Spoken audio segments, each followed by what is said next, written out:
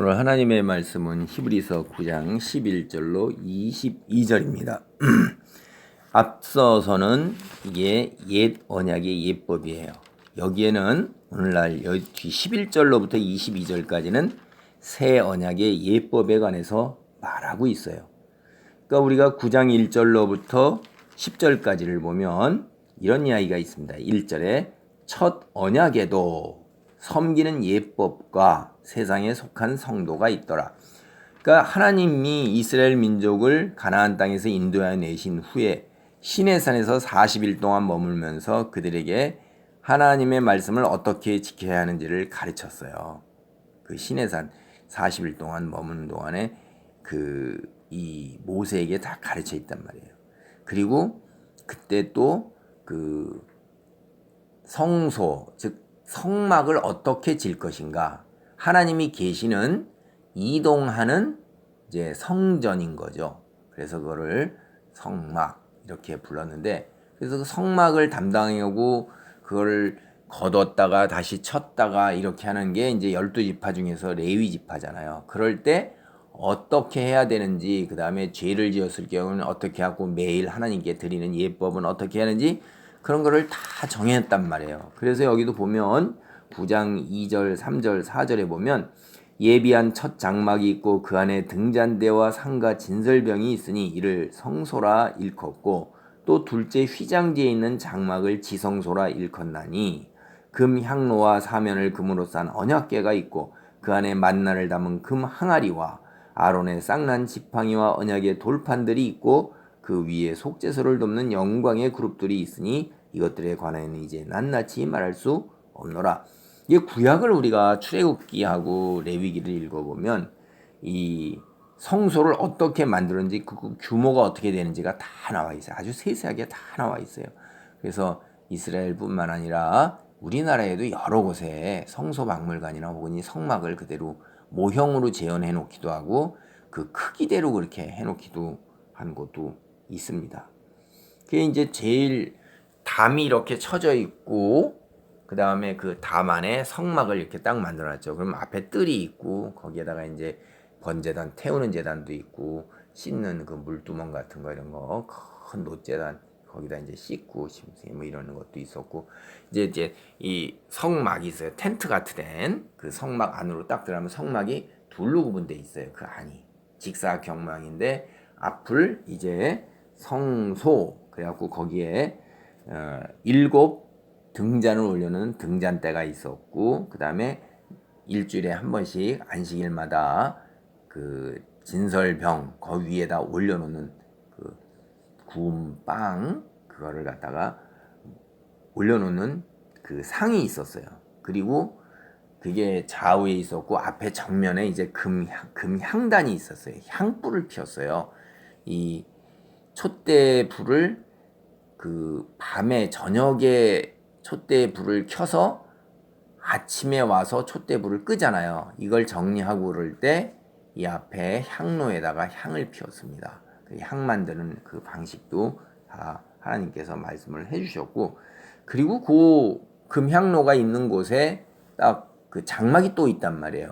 그리고 그 장막 안으로 들어가면 이제 언약궤가 있었고 그 언약궤를 하나님을 곁에서 모시는 그룹이라 불리는 두 천사가 날개를 펴가지고선 둘이 이렇게 밟고 얼굴 아래를 내려다보면 그 성막의 그 아랫부분이 시온자 속죄소 이래갖고 하나님이 임하시는 곳이에요.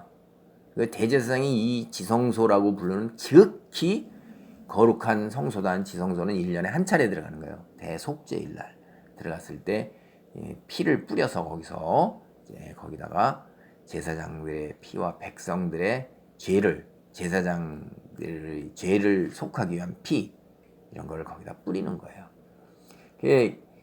그 안에 이제 그 40년 동안 하나님이 이끌었던 그 이스라엘 백성들의 하늘에서 내렸던 만나 이걸 담고, 그 다음에 아론의 쌍난 지팡이도 그 안에 있고 하나님께서 주셨던 십계명 돌판 그 2개도 그 안에 들어 있었습니다.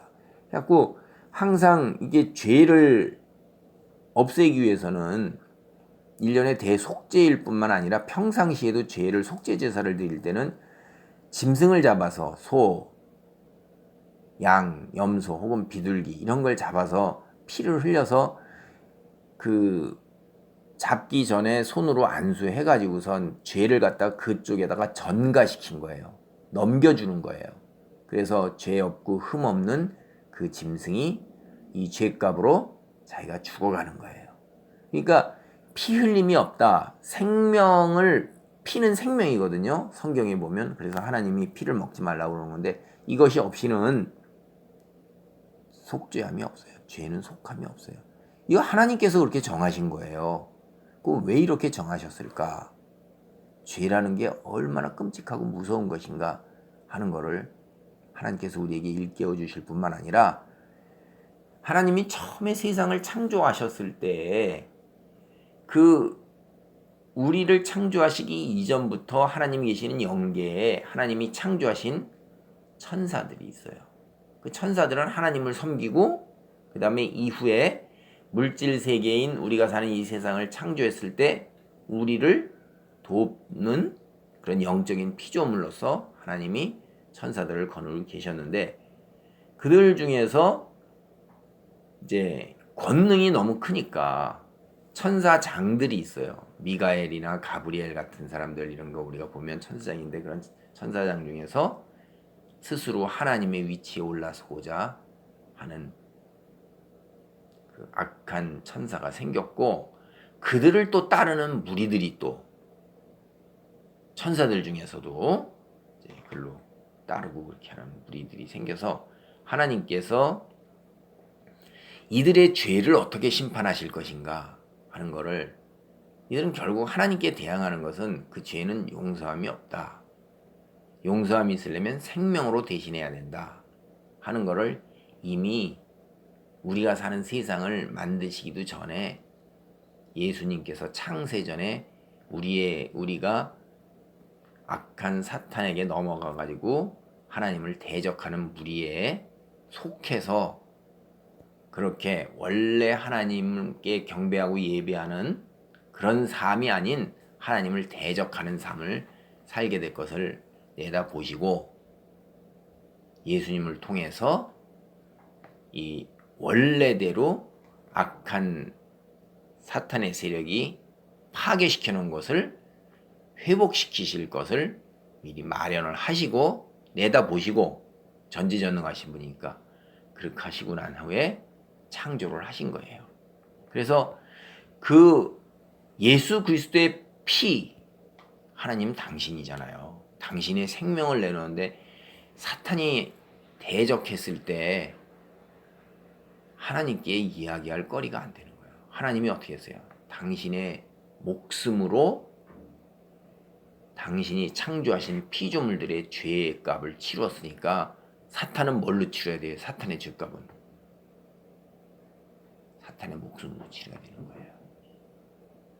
하나님이 그렇게 마련을 하신 거예요. 제도를.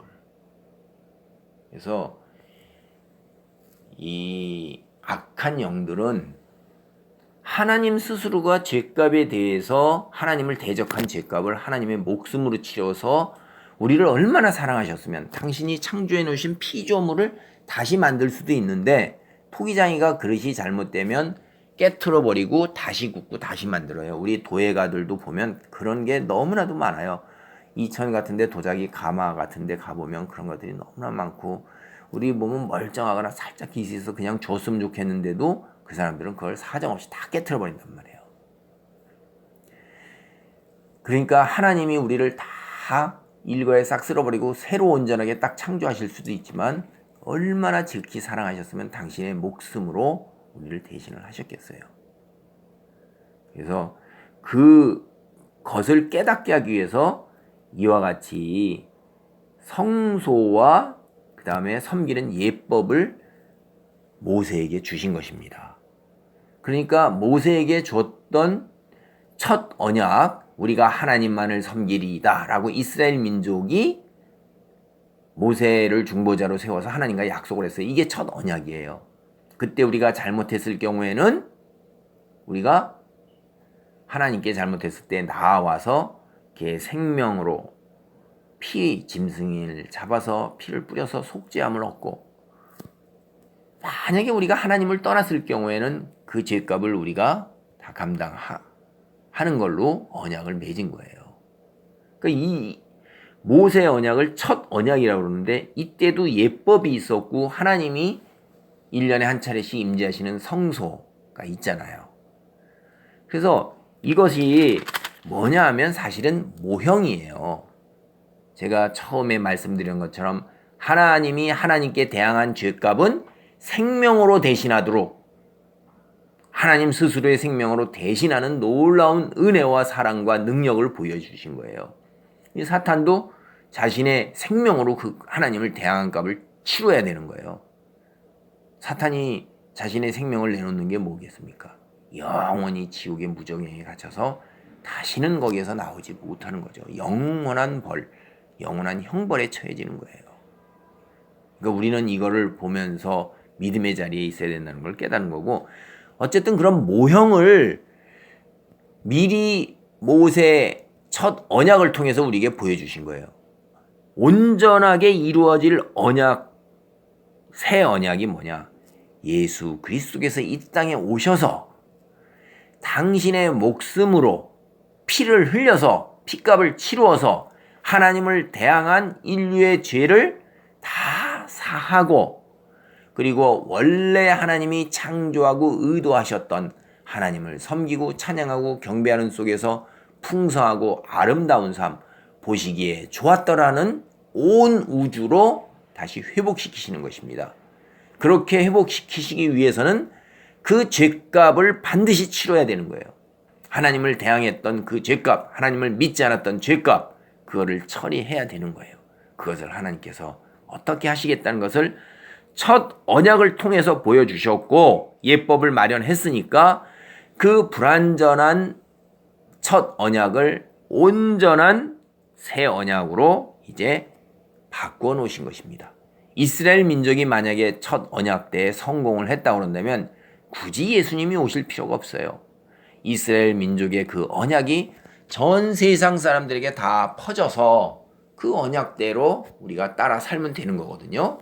그런데 이스라엘 민족 자체가 그 언약을 감당을 하지 못했잖아요. 왜 그랬을까요?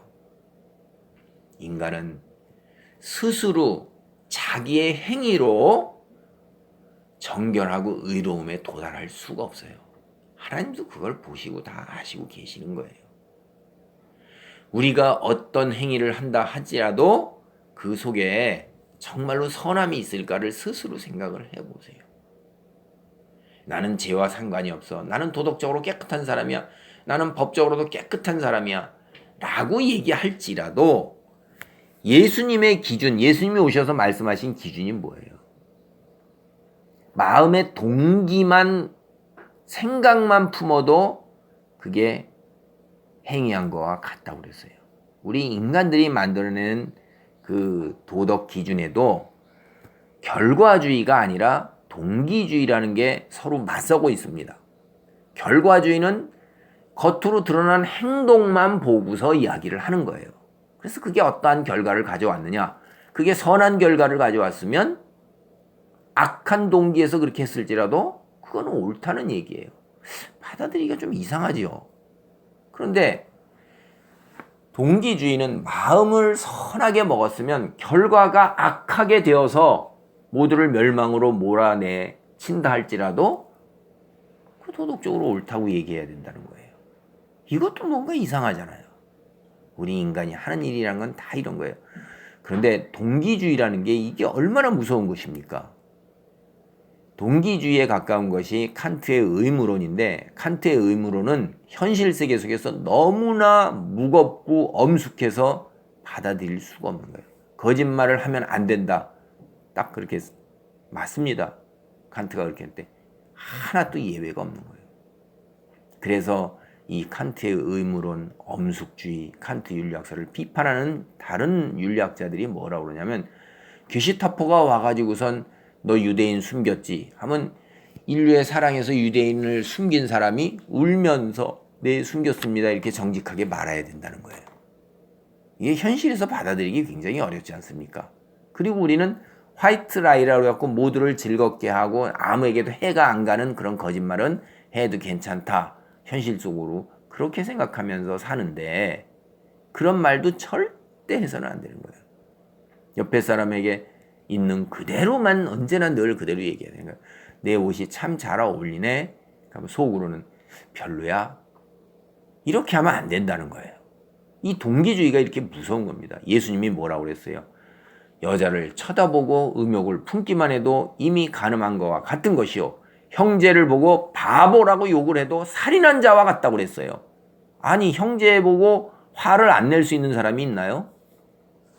저도 화를 내는 것 때문에 때때로 힘들어하고 그러는데 순간에 치밀어 오는 화를 억누르지 못한단 말이에요. 그리고 곧바로 후회를 해요. 참 힘든 삶을 삽니다. 이런 면에서는 너무 괴로운 거예요. 그런데 양심이 뻔뻔한 사람은 그렇게 화를 내도 괴로움이 없겠죠. 그런 사람이 정신건강엔 더 좋을지도 모르겠지만 어쨌든 우리는 이런 어려움 속을 하나님께 의지하고 나아가고 기도로 풀어야 할 것입니다. 그래서 인간은 하나님의 말씀을 온전하게 지킬 수가 없는 거예요. 이스라엘 민족이 실패한 결정적인 이유는 하나님만을 섬기는 것보다도 옆에 이방 민족들이 우상신을 섬기면서 그 우상신은 자기가 만들어낸 신들이잖아요. 자기들이 나무나 돌로 만들어 놓고 술을 먹으면서 거기에서 온갖 음란한 짓을 다 하면서 자기가 세상에서 원하는 재물과 그 다음에 다산과 풍요와 쾌락 속에서 뒹구는 거예요. 인간은 이 속에 넘어가요. 이건 너무나도 쉬운 거예요. 왜냐하면 우리가 육체를 가졌고 영적인 것을 못 보는데 이 공중권세를 악한 영이 잡았어요. 하나님을 대적하는 악한 영들이 천상에서 쫓겨나와서 하나님 앞에서 쫓겨나와서 이제 하나님 앞에 나아가지 못합니다. 그리고 공중 우리 사는 이 세상에 내려와서 우리한테 분풀이를 하고 있는 거예요. 자기의 때가 얼마 남지 않았음을 아느니라. 요한계시록에 그러한 이야기들이 잘 나와 있습니다. 욥기를 보면 하나님 앞에 나아가서 하나님을 알고 믿는 사람들, 대표적인 욥을 갖다 그렇게 온갖 이 세상에 속한 모든 것으로 다 괴롭혔어요. 재물도 날아가게 했죠. 자식도 날아가게 했죠. 부인마저도 날아가게 했어요. 그리고 자기의 육체마저도 하나님이 허락하시는 범위 내에서 생명은 끊지 않았지만 그 육체를 지니고 있는 것 자체가 큰 고통이게 온갖 종기가 다 나가지고선 얼마나 힘들었습니까? 피부병 속에서 종기 속에서 차라리 태어나지 않았으면 좋았을 것을 라고 욥이 그렇게 고백을 하면서 하나님께 그렇게 이야기하는 것을 봅니다. 얼마나 괴롭겠어요. 그런 육신 속에서 부인은 차라리 하나님을 욕하고 뒤져라. 죄송합니다. 하나님을 욕하고 죽어라. 이렇게 얘기했는데 주신 이도 하나님이시오 걷어가진 이도 하나님이시니 내가 하나님이 당신이 전지전능한 주권으로 하시는 데 대해서 무슨 이야기를 할 수가 있겠느냐. 다 하나님의 뜻이 있을 것이니라. 이렇게 한 거예요. 이렇게 사는 것은 참 어렵습니다. 우리가 이 땅에 살면서 겪는 경제적인 어려움 가난해 보세요. 먹을 것이 없고 잠자리가 불편하고 마실 것 입을 것이 불편한데 춥고 덥고 얼마나 힘들어요. 그다음에 사람으로부터 배우지 못했어, 못생겼어, 죄송합니다. 이거 다른 말로 표현하기가 어려워서요. 외모가 다른 사람이 뭐 그렇게 썩 칭찬할 만큼이 안 되는 거로 인해서 여러 가지 뭐 체형이라든가 뭐 등등으로 비난, 괜히 그러는 거죠. 그냥 그런 거 무시, 멸시, 조롱 이런 것도 견디기가 너무 힘든 거예요. 그런데 내 육체에 가시가 있어서 육체가 참 힘든 고통 속에 있어 봐요. 정말 살고 싶은 마음이 없을 거예요. 너무 힘들 거예요. 하나님 외에는 답이 없습니다. 이게. 그런 속에서 인간은 너무나도 연약한 거예요. 넘어가는 것입니다. 악한 영들이 그런 여러 걸로 우리를 시험할 때도 있어요. 욥기를 보면 사탄이 욥을 그렇게 궁지로 몰아넣어서 시험을 하잖아요. 그러니까 다시 말씀드리면 우리가 이 세상에서 여러 가지 병과 고통과 시련과 환난과 무시와 조롱과 때로는 어떤 형벌을 당하는 것들은 이거는 하나님이 허락한 범위 내에서 악한 영들이 우리를 실패와 유혹으로 내모는 경우도 있어요. 우리의 죄값도 있고 또는 하나님이 우리의 성숙과 아름다운 선 이를 통해서 더 큰 정금같이 단련된 귀한 것으로 우리를 또 나아가는 그런 귀한 자리에 있게 하시는 등 여러 가지 원인이 있을 수가 있는 거예요. 우리는 다 모르니까 무릎 꿇고 기도하는 가운데 하나님께 전적으로 의지하고 순종하고 나아가는 거죠. 어쨌든 인간은 하나님의 말씀 언약을 지키는 것 자체가 불가능한 거예요. 그래서 그 언약을 누가 지키셨어요? 예수 그리스도께서 이 땅에서 오셔서 하신 것입니다. 우리 11절 그런 배경 속에서 이제 9장 11절 말씀부터 보겠습니다. 그리스도께서는 장래 좋은 일의 대제사장으로 오사 손으로 짓지 아니한 것 곧 이 창조에 속하지 아니한 더 크고 온전한 장막으로 말미암아.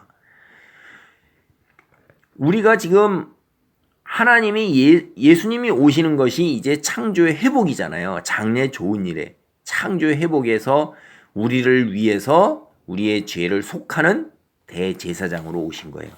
그래서 장막은 뭘로 만들었어요?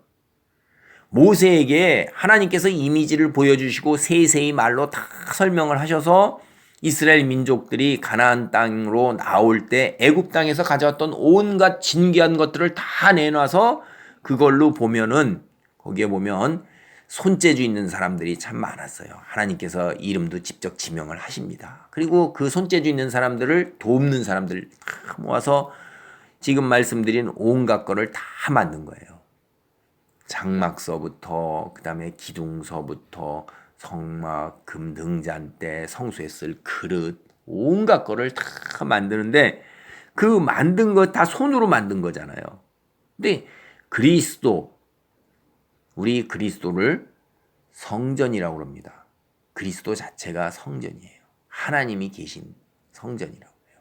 또 하늘에 또 가면 하늘에 하나님이 임재하시는 보좌 옥자에 있는 또 큰 성전 예루살렘이라는 말로 시온이라는 말로 비유하는 큰 성전이 있을 거예요. 그 성전의 모형이 이 땅에 지어졌던 성막 그 모형이었고요. 그것을 상징적으로 나타내서 비유하는 것을 예수 그리스도를 성전이라고 합니다. 하나님의 성전이라고 성경에서는요. 예수 그리스도를 누가 만들었어요?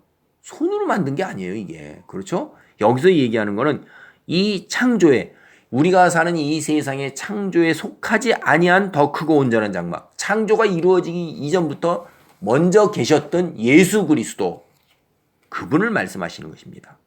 그래서 12절 염소와 송아지의 피로 하지 아니하고 오직 자기의 피로 영원한 속죄를 이루사 단번에 성소에 들어가셨느니라. 첫 언약 때는 숫소나 염소나 송아지의 피로 거룩함을 하나님께 인정받아야 됐어요. 그것을 출애굽기 29장 19절부터 우리가 한번 보겠습니다. 이 이야기 출애굽기 이때의 이야기가 출애굽기 이야기가 모세가 이스라엘 민족을 이끌고 나오는 이야기잖아요. 40일 동안 시내산에 올라가서 하나님으로부터 성전과 율법, 새 언약을 받아가지고 내려온 후에 백성에게 하는 설명이에요. 이게 29장 19절 너는 다른 숫양을 택하고 아론과 그 아들들은 그 숫양의 머리 위에 안수할지며 자기의 죄를 다 더러운 거를 다 여기에다 넘겨주는 것입니다.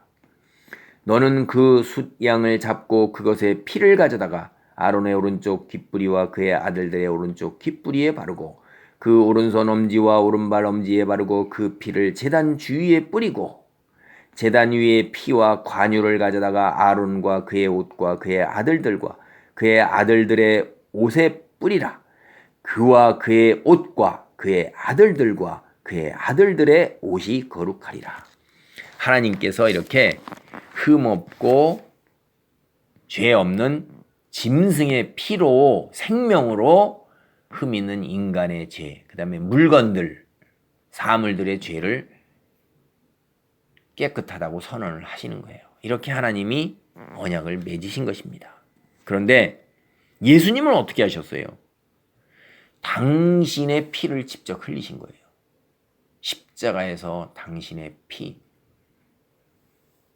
로마 군인이 허리로 창을 찔렀을 때 피가 나왔죠. 피와 물이 그냥 나왔잖아요. 그래서 피라는 것은 또 생명을 상징하는 거예요. 십자가 위에서 죄도 없으신 분이 돌아가셨잖아요. 생명을 들이셨잖아요. 그리고 이들은 매년 이렇게 해야 돼요. 매년. 그리고 죄를 지을 때마다 첫 언약 때는 짐승을 가지고 와서 잡아서 그 피를 뿌려야 되는 거예요. 피냄새 많이 날 것입니다. 힘들 것입니다. 피라는 것이 우리는 쳐다보기도 싫잖아요. 그 얼마나 끔찍한 것입니까? 그걸 다 잡았을 때 나오는 피의 양이 얼마나 많을 거예요. 그래서 이것을 그렇게 드린 후에 밖에 그 성막 뜰에 번제단에서 다 태웠어요. 그런데 한 번 예수님은 드리면 그거의 영원한 효력이 있는 거예요. 비교가 안 되죠. 계속해서 드려야 하는 것과 반복하는 것과 한 번 드린 것이 영원한 효력이 있는 거예요. 그게 영원한 속죄예요. 그 다음에 1년에 한 번 뺏기 하나님이 계신 지성소에 못 들어갔습니다. 1년에 딱 한 번 들어간 거예요. 대속죄일. 그것도 제사장이 많은데 그 제사장 중에서 대제사장으로 제비 뽑기로 선출된 자만이 들어가는 거예요. 그도 거룩하지 못했을 때 그 안에서 죽을까봐 줄로 발을 묶고 들어갔어요. 허리 부분에다가. 그리고 옷에다가 방울을 달았어요. 그래서 그 바깥에 있는 사람들이 딸랑딸랑 하는 소리가 안 들리면 죽은 줄로 알고 들어가지 못하고 잡아당겨서 끌어냈습니다. 시체를. 자기가 하나님 앞에는 인간은 숨길 수가 없는 거예요. 인간들 앞에서는 숨겨가지고 마치 거룩한 것처럼 보이고 죄 없는 것처럼 보였지만 온전한 속죄 제사를 드려서 온전하게 믿지 못했을 경우에는 하나님께서 치신다 이 말이에요. 그래서 여기 읽어보면 그렇게 돼 있는 거예요. 하나님은 죄를 털끝만큼도 용서하지 않는 거예요. 그런데 예수님은 한 번에 성소에 딱 들어간 거예요. 한 번 제사를 딱 드리면서 늘 어떻게 해요? 영원히 한 번, 단번. 그래서 이거를 우리는 영단번 이렇게 이제 이야기하고자 합니다. 영원한 것을 단번에. 이게 전능한 능력이죠. 상상도 할 수 없는 전능한 능력이죠. 이 바람에 우리가 어떻게 하나님 앞에 딱 나아갈 수가 있는 거예요. 우리 모든 사람들이 어떻게 감히 하나님께 나갑니까? 생각해 보세요. 우리도 1년에 한 번 우리 믿는 이 중에서 뽑힌 한 사람만이 그 잠깐 거기 들어가는 거예요. 그런데 믿는 이들이 모두 다 하나님 앞에 떼지어서 나갈 수가 있어요. 이게 얼마나 큰 은혜요 능력인지 모릅니다. 13절 보십시오. 염소와 황소의 피와 및 암송아지의 죄를 부정한 자에게 뿌려 그 육체를 정결하게 하여 거룩하게 하거든. 14절 하물며 영원하신 성령으로 말미암아 흠없는 자기를 하나님께 드린 그리스도의 피가 어찌 너희 양심을 죽은 행실에서 깨끗하게 하고 살아계신 하나님을 섬기게 하지 못하겠느냐. 짐승의 피하고 짐승의 그 태운 죄도 우리의 육체를 갖다 깨끗하게 하는데 하나님 당신이 성령의 놀라운 역사로 당신을 하나님께 속죄 제물로 드렸는데 어떻게 우리를 갖다가 깨끗하게 못하겠느냐 이 말이에요. 당연히 깨끗한 거죠. 비교도 안 되게 깨끗한 거잖아요. 비교도 안 되게 깨끗하니까 영원한 효력이 있는 거고 그리고 단번에 우리가 하나님 앞으로 직접 나아갈 수 있게 되는 거잖아요. 오늘날 우리가 하나님 앞으로 나아가는 건 뭡니까? 무릎 꿇고 기도하는 거예요. 무릎 꿇고 기도할 때 우리가 하나님 앞에 나아갈 때 어떻게 나가야 돼요? 회개 기도를 해야 돼요. 그게 뭐죠? 우리가 죽은 행실에서 깨끗하게 하는 거예요. 그래서 먼저 회개 기도를 열심히 하면 하나님이 참 놀라운 일이 있어요. 깨닫지도 못한 거, 기억도 안 나는 그런 죄도 그렇게 자꾸 떠오르기 시작합니다. 하나님 그거 잘못했습니다. 용서하시옵소서. 또 며칠 지나다가 또 기도하다 보면 또 그게 또 떠올라요. 전혀 어릴 때 것까지 다 떠올라요. 계속 기도해야 돼요. 그리고 또 살면서 매일 우리가 죄를 안 질 수가 있나요? 그런데 그 죄를 영원한 효력으로 우리를 다 속죄를 해주셨기 때문에 우리가 죄를 질 때마다 하나님께 무릎 꿇고 회개 기도하고 그리고 매일 하나님께 기도함으로 하나님 앞에 나아가서 하나님을 뵙는 거예요. 이게 얼마나 놀라운 은혜입니까? 이 땅에 살면서도 하나님이 계신 보좌 앞으로 나아갈 수 있다는 게 기도예요. 그러니까 기도를 통해서 하나님 앞으로 나아가시기 바랍니다. 15절 이로 말미암아 그는 새 언약의 중보자시니 그 옛 언약은 중보자가 모세였죠. 근데 새 언약은 중보자가 누구셔요? 예수 그리스도입니다. 하나님 당신이세요. 성자 예수예요. 모세는 뭐예요? 사람이에요. 모세가 아무리 위대한 민족의 지도자여 우리 믿음의 지도자이지만은 그분 역시 하나님이 창조하신 피조물이에요. 15절 이로 말미암아 그는 새 언약의 중보자시니 이는 첫 언약 때에 범한 죄에서 속량하려고 주구사 부르심을 입은 자로 하여금 영원한 기업의 약속을 얻게 하려 하십니다. 영원한 기업이 뭡니까? 천국에 들어가서 천국을 상속받는 거잖아요. 우리가 천국을 상속받으면 뭐가 되죠? 천국 백성인 동시에 천국에 우리도 하나님 나라의 통치자, 하나님과 더불어서 통치라는 거예요. 원래 여러분 여기 성경 창세기를 보면 하나님께서 남자와 여자를 창조하시고 아담과 이브를 창조하시고 뭐라고 그러냐면 다스리라고 그랬어요. 하나님께서 창조하신 모든 동물, 식물, 그 다음에 무생물 이런 것들이 보시기에 좋았더라. 온전하게 하늘의 별 이런 것까지 다 이렇게 인간이 이 안에서 질서 있게 운행하는 하나님의 놀라운 능력을 힘입은 가운데에 맡겨주신 이 요기를 우리가 잘 보시기에 좋았더라를 유지해 나가는 것. 관리자예요. 통치권을 위임받아서 우리를 또 세우셨어요. 이거를 악한 영들 때문에 사탄 때문에 우리가 다 빼앗겨버리고 사탄의 지배 아래 들어가게 됐잖아요. 거꾸로 된 거를 하나님께서 회복시키시는 거예요. 우리는 영원한 기업의 약속. 그래서 16절 17절이 그 얘기입니다. 유언은 유언한 자가 죽어야 대한 유언은 그 사람이 죽은 후에야 유언 즉 유언한 자가 살아있는 동안에는 효력이 없느니라. 이게 중의적인 게 있어요. 유언으로 해석을 하게 되면 이제 영원한 기업의 약속을 얻게 하려고 예수님께서 내가 너희들에게 영원한 기업의 약속 천국 하나님의 나라를 너희가 얻게 하겠다 이렇게 했으면 그 얻게 하겠다 물려주겠다 내가 너를 하나님의 자녀로 삼았다. 자녀가 뭐예요? 물려받아야 되잖아요. 물려받으려면 어떻게 돼요? 상속자잖아요. 그 상속하실 분이 돌아가셔야 되잖아요. 그게 예수님이 돌아가신 거예요. 그게 그 얘기라는 거예요. 유언한 자 예수님이 살아있는 동안에 효력이 없는 거예요. 상속 효력이 없는 거예요. 그래서 예수님이 돌아가셨어요. 그런 얘기 그렇게도 번역이 되고요. 그 다음에 이제 언약이라는 말로 바꾸면 언약은 언약한 자가 죽어야 되나니 언약은 그 사람이 죽은 후에야 유효한즉 언약은 살아있는 동안에는 효력이 없느니라. 하나님 나라를 물려주시겠다고 예수님이 말씀하셨을 때 예수님이 살아계시면 그 약속이 하늘나라를 물려주셨다니까 하나님 나라를 회복시키셔야 되는데 하나님 나라를 회복시키려면 예수님이 이 땅에서 하늘나라로 다시 되돌아가셔야 돼요. 그리고 다시 오셔야 돼요. 왜 그러냐? 우리 죄를 없애는 속죄 제사를 드려야지만 대제사장으로서 인류의 죄를 다 깨끗게 정결하게 하는 그 방도를 마련해야 되잖아요. 방도를 마련하고 다시 너희에게 주려고 그러면 우리가 사는 세계를 육체로 여기 물질의 세계니까 물질로 줘야지 영으로 줘서는 안 된단 말이에요. 그러니까 예수님이 스스로 다시 살아나셔서 육체를 덧입은 거를 보여주시고 첫 열매가 너희가 이렇게 될 거다. 앞으로 내가 다시 온다. 그리고 하늘나라로 다시 돌아가십니다. 이런 과정을 여기에 다 담겨 있는 것입니다. 19절입니다.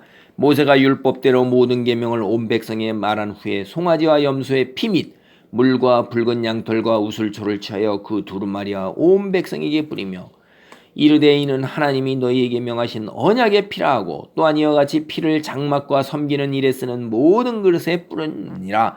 그러니까 이렇게 송아지하고 염소의 피 이거를 갖다가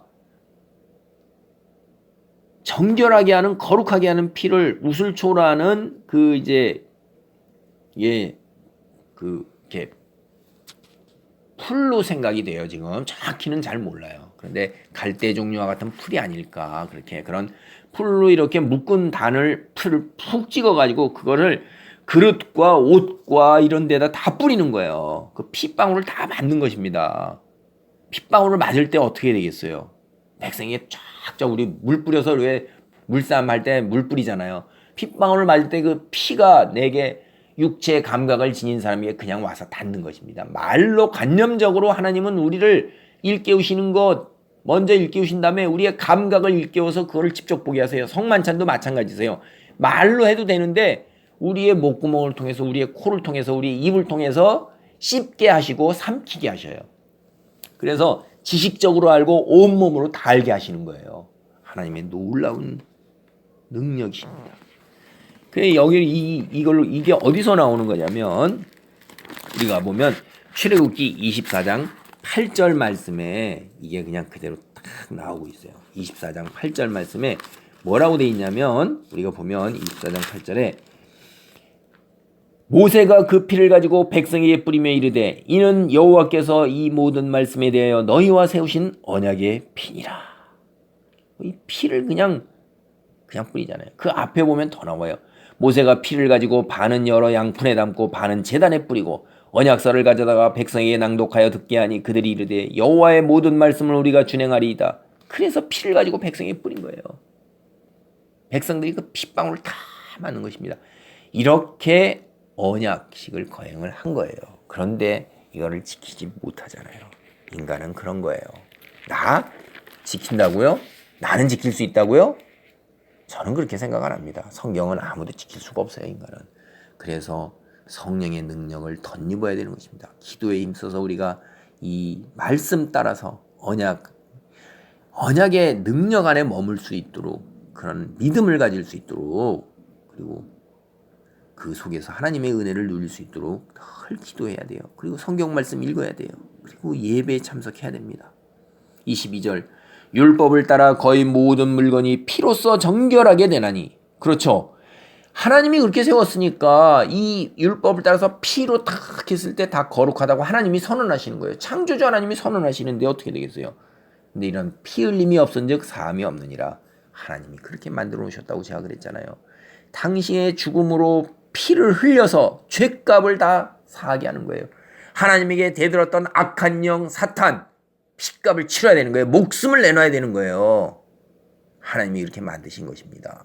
그렇게 법을 만드신 거예요. 하나님께 대항하는 자, 하나님을 거역하는 자, 하나님의 반역하는 자는 목숨으로 그 죄값을 치러야 되느니라.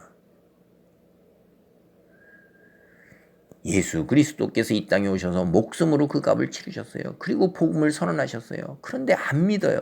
하나님은 태양합니다. 하나님을 거짓말장이로 만드는 거예요. 예, 하나님이 그렇게 세상을 창조하셨고 너희들에게 복을 줬다는데 그걸 안 믿는 것은 하나님이 창조하시지 분이 아니라 거짓말장이를 만든 거잖아요. 하나님을 대항하는 거예요. 대항의 값은 뭐라고요? 핏값이에요. 그래서 지옥 가는 거예요. 하나님이 기회를 주시고 은혜를 주시고 다 했음에도 왜 인간이 예수 그리스도를 안 믿으면 지옥 가나. 이 세상에서 선하게 살고 도덕적으로 살고 거룩하게 사는 것 같지만은 그건 아니라는 거예요. 근본적인 건 뭐예요? 근본적인 거를 갖다 떠나서는 네가 하나님의 위치에 서서 너를 위해서 산 거지. 네가 40년을 희생해서 뭐 평생 가서 희생해서 살았다. 아프리카에 가서 그렇게 살았다. 뭐 그거 자기의 신념대로 자기를 위해서 산 것입니다. 피조물된 위치에서 산 게 아니에요. 여기에 접시를 만들어 놨어요.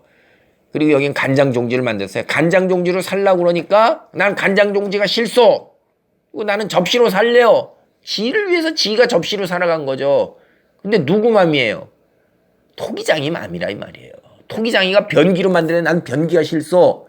나는 수프 그릇으로 살래요. 이렇게 갖고 지는 40년 가서 수프 그릇으로 살았어요. 자기를 위해 산 거예요. 토기장이가 볼 때는 너는 내 역할을 감당하지 못한 것입니다. 제일 중요한 것은 너를 만든 이가 누구인 것을 인정하지 아니하고 받아들이지 아니하고 본분을 따르지 않는 거예요. 예수 그리스도를 믿지 않는 것은 하나님을 대항하는 거고 거역하는 것입니다. 신성모독인 것입니다. 그래서 죽는 거예요. 예수 그리스도를 믿지 않는 그런 거 한 가지 가지고 내가 얼마나 도덕적으로 살았는데 지옥 가야 된다니 하나님이 잘못했다. 이따위 말하는 것 자체가 지 스스로가 하나님의 위치에 올라서는 교만한 거고 본분을 모르는 것입니다. 예수님께서 우리에게 오셔서 새 언약을 세우신 거예요. 이것은 너무나도 감사한 거예요. 우리는 무릎 꿇고 기도하는 가운데 예수님의 놀라운 은혜와 능력을 찬양하고 성삼위 하나님의 놀라우신 능력과 무한한 사랑에 감사와 경배와 찬양을 올려야 할 것입니다. 큰 은혜 안에 머물기를 바랍니다. 아멘.